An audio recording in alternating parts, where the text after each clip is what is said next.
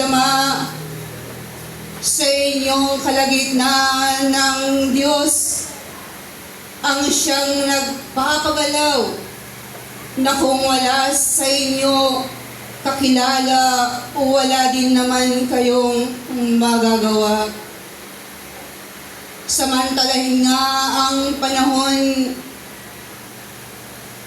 lalo't hindi lamang sa oras na ito, sa pamamagitan ng isang taon muli kayo'y nagkaisa.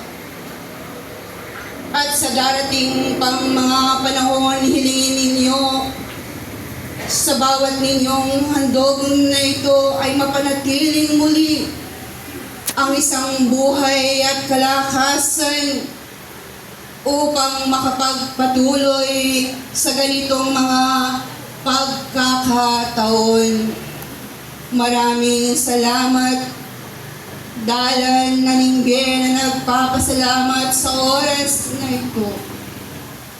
Muli kung paanong taglayin at manatiling nawang ganap ang kapayapaan sa inyo, kung paano ang kaisahan ng inyong mga banal na pagtatrabaho sa kanyang banal na ubasan ay lalong mabigyan ng pagpapatibay at ang Diyos kakilala niya kung paano pagbibiyaya sa inyong mga kalagayan at tanggapin na ng bawat isa sa kaliliman kung paanong ito ang inyong mga samo at dasal sa inyong mga buhay.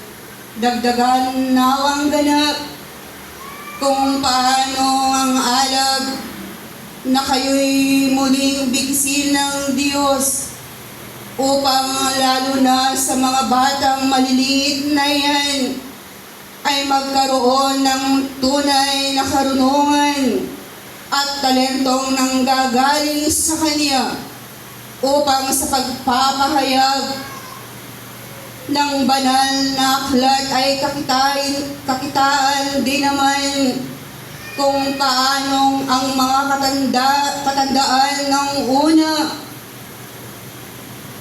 ay ito ang kanilang ipagpatuloy lalo na sa ganitong mga kalagayan.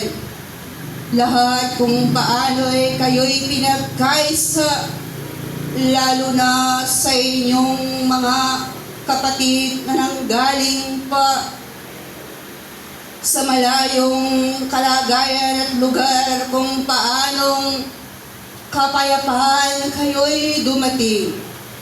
Ang gabay ng Diyos at ng banal na Espiritu nakibahagi at nariyan na yumayakap sa bawat isa. Ngayon kayo'y magpanumbalik sa inyong mga tahanan.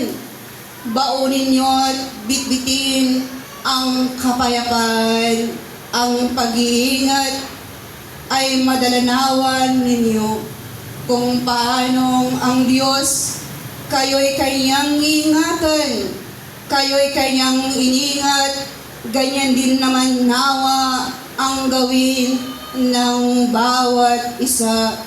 Muli, maraming salamat. Lunduyan na nagbibigay ng ayin at handog sa oras na ito, ang basbas at bendisyon ng Diyos sa kalihiman, inyo itong tanggapin. Mamagpatuloy ang bawat isa, lalo na sa inyong mga banal na tungkulin. Marami ng salamat, karagdagan nito sa nauna at marami pang mga pag-aaral. Naway ang katahimikan muli ang aming hinihiling upang ang biyayang mula sa Diyos ay inyong malasahan at tanggapin sa inyong mga pag-aaral. Sa pamamagitan ng Diyos at ng Kanyang banal na Espiritu, Sa inyo'y nakibahagi, Apostol Pablo. Paalam.